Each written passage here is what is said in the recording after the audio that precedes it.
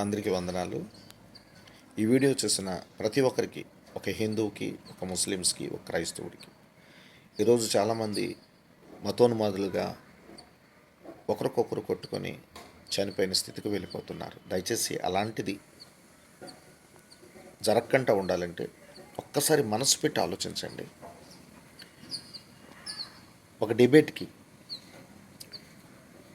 ఒక హిందూ పెద్దలను 10 మందిని, క్రైస్తవ పెద్దలను 10 మందిని, ముస్లిమ్స్ పెద్దలను 10 మందిని కూర్చోబెట్టి ఏది పరిశుద్ధ గ్రంథం మీరు చూడండి.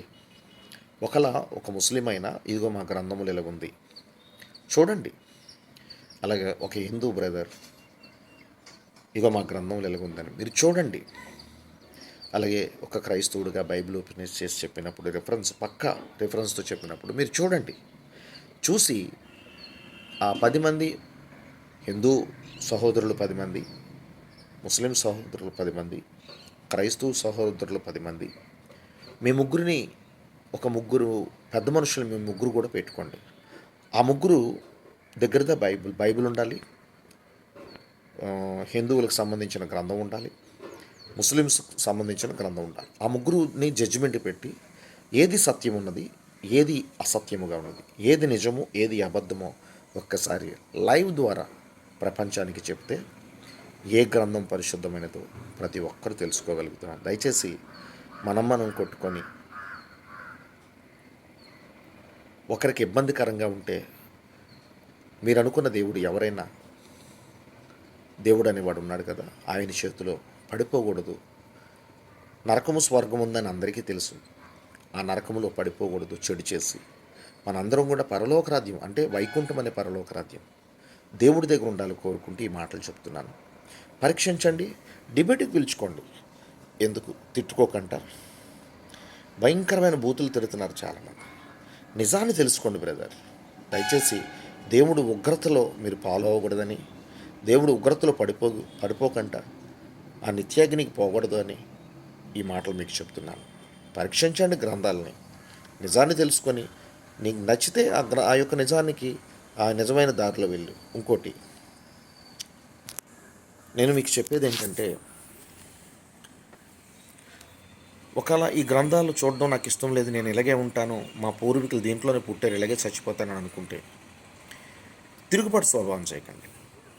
ఒక హిందూ సహోదరులు, బ్రదర్ సిస్టర్స్ చాలామంది చర్చిల మీద మసీదుల మీద తిరగబడుతున్నారు. అది నువ్వు అనుకున్న దేవుడు చెప్పాడా ఒక్కసారి ఆలోచించు.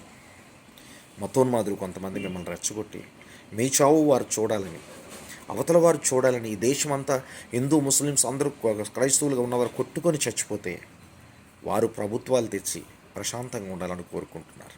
దయచేసి ఈ కుట్రని తెలుసుకొని ఒక హిందూ సహోదరుడు ముస్లిమ్స్ మీద అంటే మసీదుల మీద చర్చిల మీద తిరగబడుతున్నాడు, అలా తిరగబడకండి బ్రదర్. ఒక క్రైస్తవుడైనా ఒక ముస్లిం అయినా గుడుల మీదకి వచ్చాడా? లేదు కదా బ్రదర్, ఎక్కడా లేదు. కానీ కొంతమంది కుట్ర, ఇదిగో ఈ విగ్రహాన్ని విరగొట్టేసరని హిందూ సహోదరులే కొంతమంది వ్యక్తులు ఆ విగ్రహాన్ని విడగొట్టి, ఎందుకంటే ఆ కొంతమంది వ్యక్తులు ఎవరి చేతులు ఉన్నారంటే రాజకీయ ఆయన కుట్ర పన్నుతున్నారు చూడు, వారి దగ్గర కుక్క బిస్కెట్లు డబ్బు తీసుకొని మీలాంటి వారిని రెచ్చగొట్టి, ఇదిగో మన హిందూ గుడి మీద ఈ విగ్రహం విరగొట్టేసరని వీడియో చేయగానే మనందరం ఏం చేస్తున్నాం, అమ్మ అలాగా అని చెప్పేసి వెళ్ళిపోతున్నాం. దయచేసి అక్కడ సీసీ కెమెరాలు ఉంటాయి. ఆ వ్యక్తి దొరికితే ఆ వ్యక్తి ఎవరు, ఒక హిందూ గుడి మీదకి వచ్చి ఆ విగ్రహాన్ని ధ్వంసం చేసిన వాడు ఎవరైనా సరే శిక్షార్హుడు అవ్వాలి. అది ఎవరైనా తెలుసుకోండి. ఒక క్రైస్తవుడు వెళ్ళి అలా చేసిన శిక్షార్హుడు అవ్వాలి. ఒక ముస్లిం చేసిన, ఒక హిందూ చేసిన ఖచ్చితంగా శిక్షార్హుడు అవ్వాలి. దయచేసి తెలుసుకోండి బ్రదర్. ఒక క్రైస్తవుడైనా ముస్లిం అయినా మీ గుళ్ళ మీదకి రావటం లేదు. అలాగని క్రైస్తవుడు చర్చి మసీదు మీదకి వెళ్ళటం లేదు, హిందూ గుళ్ళ మీదకి వెళ్ళటం లేదు. కానీ హిందూ సహోదరులు కొంతమంది, అందరినీ అనటం లేదు, కొంతమంది మాత్రము ఎవరి చేతిలో ఉండి కొన్ని డబ్బులకో లేకపోతే స్వార్థానికో ఇది నా దేశం అని వాళ్ళు రెచ్చగొడితే దానికోసమో తెలియదు. కానీ బ్రదర్స్ తెలుసుకోండి, మన దేశాన్ని చక్కగా మంచితో, శాంతితో, సంతోషముతో, ప్రేమాభిమానాలతో మన దేశాన్ని నింపుకొని ఈ లౌకిక దేశంలో అందరూ సమానులని, ఇంతకుముందు మన పితృలు పూర్వీకులు ఎలా బతికారో అలా బ్రతకాలని మీరు ఎక్కడుంటారో, ఏ దైవాన్ని నమ్ముకుంటారో అలా బ్రతుకుతూ ఎవ్వరికి అన్యాయం చేయకుండా, ఒకవేళ క్రైస్తవుడు హిందూ దేవుడు అని తెలుసుకుంటే క్రైస్తవుడు వస్తే స్వీకరించండి. ఒక హిందూ క్రైస్తవు దగ్గరికి వస్తే మీరు కూడా పట్టించుకోకూడదు. అలాగే ఒక ముస్లిం సహోదరుడు హిందువుగా మారిన, క్రైస్తవుడిగా మారిన ఆ ముస్లిం సహోదరుడు పట్టించుకోడు. ఎవరి ఇష్టం వారిది. మనం హోటల్కి వెళ్ళి మనకు నచ్చిన ఫుడ్ తింటున్నామే. ఒక హిందూ సహోదరుడికి నేను అడుగుతున్నాను, బ్రదర్, మీరు ఒక ఒక హోటల్కి వెళ్ళారు భోజనంకి, మీరు ఏదో చికెన్ బిర్యానీ తినాలని ఉంది మీకు. ఒక క్రైస్తవుడు వచ్చి, ఏయ్ క్రైస్తవు నువ్వు తిన్నందుకు వీల్లేదు, పప్పనం తిను అంటే మీరు తప్పు కదా, తింటారా? ఒక ముస్లిం సహోదరుడు వచ్చి డమాయిస్తే మీరు తినగలరా? ఎవరికి నచ్చింది వారు తింటున్నారు కనుక ఎవరికి నచ్చిన దైవాన్ని వారిని నమ్ముకొని అండి. తిరుగుబాటు స్వభావంతో ఉండి దేవుడి చేతులు పడిపోవద్దని కోరుకుంటున్నాను. మీ బ్రదర్ సైలస్ పాల్. మన అందరం ఒకటే బ్రదర్. ఒక క్రైస్తవుడికి రక్తం కావాలంటే హిందూ సహోదరుడు ఇవ్వలేదా? ముస్లిం సహోదరుడు ఇవ్వలేదా? ఒక హిందూ సహోదరుడికి రక్తం కావాలంటే క్రైస్తవుడు సహోదరుడు ఇవ్వలేదా? క్రైస్తవుడు ఇవ్వలేదా రక్తం? ముస్లిం సహోదరుడు ఇవ్వలేదా? ఒక ముస్లిం సహోదరుడికి రక్తం కావాలంటే హిందూ సహోదరుడు ఇవ్వలేదా? క్రైస్తవుడు సహోదరుడు ఇవ్వలేదా? మన రక్తాలన్నీ కూడా ఒకటే బ్రదర్. మనం తెలుసుకుందాం, కలిసిమెలిసి ఈ లోకంలో ఈ యొక్క యాత్రలో ముందుకు సాగుదాం, మంచిగా బ్రతుకుదాం, మన కుటుంబాలతో సంతోషంగా ఉందాం, మన దేశాన్ని శాంతి భద్రతలతో సంతోషంగా ఉంచుదాం.